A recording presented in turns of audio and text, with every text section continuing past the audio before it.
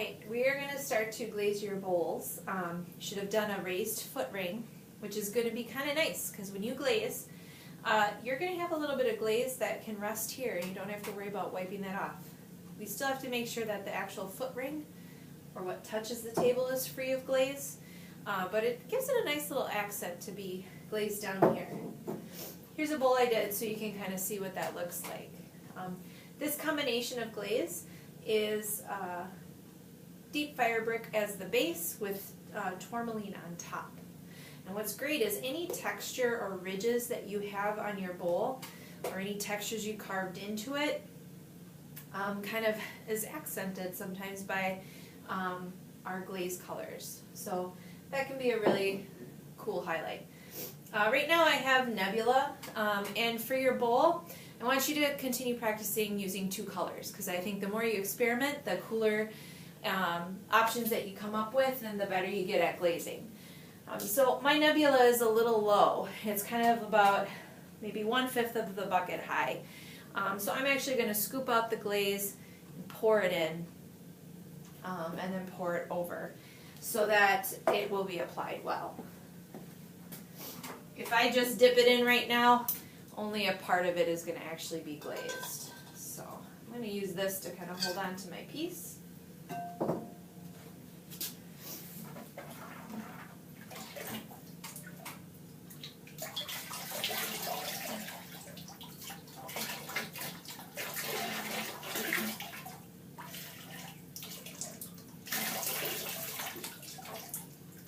Nebula is one of those glazes that wherever it goes on a little thicker, it's going to turn a little bit more green.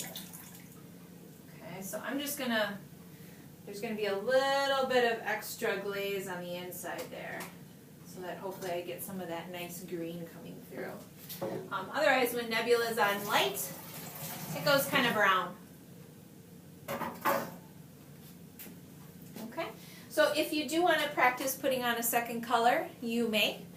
If you want to just kind of keep it one color, just experimenting with some of our others, that's okay too.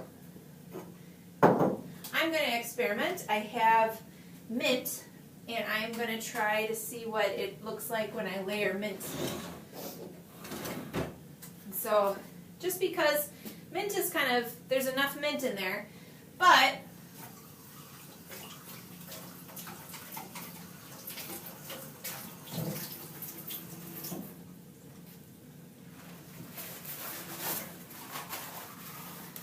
I have enough mint in here, but I'm just not wanting to dip my piece in right now. I'm going to pour it into the inside. So right now I'm just kind of waiting until I can touch my bowl, which it feels pretty good now. And I'm just going to pour some on the inside and kind of swirl it and dump it. You could also pour it and kind of let it drip if you wanted to.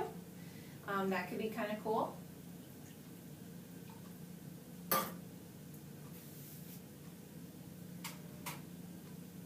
Because I'm doing this to the inside, it's okay if there's a little extra glaze.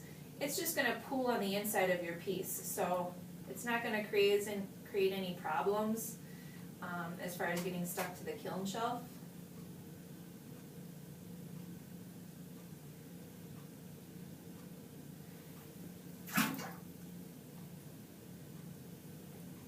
If it drips a little on the outside, that might be kind of cool.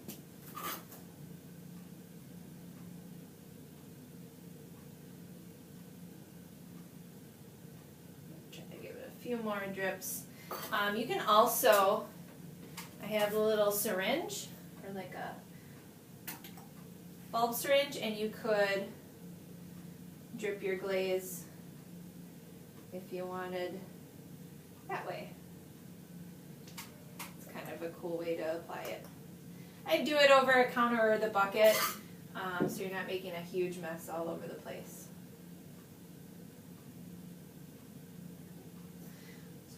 We're going to let that dry, clean off the base, put it in the glaze room.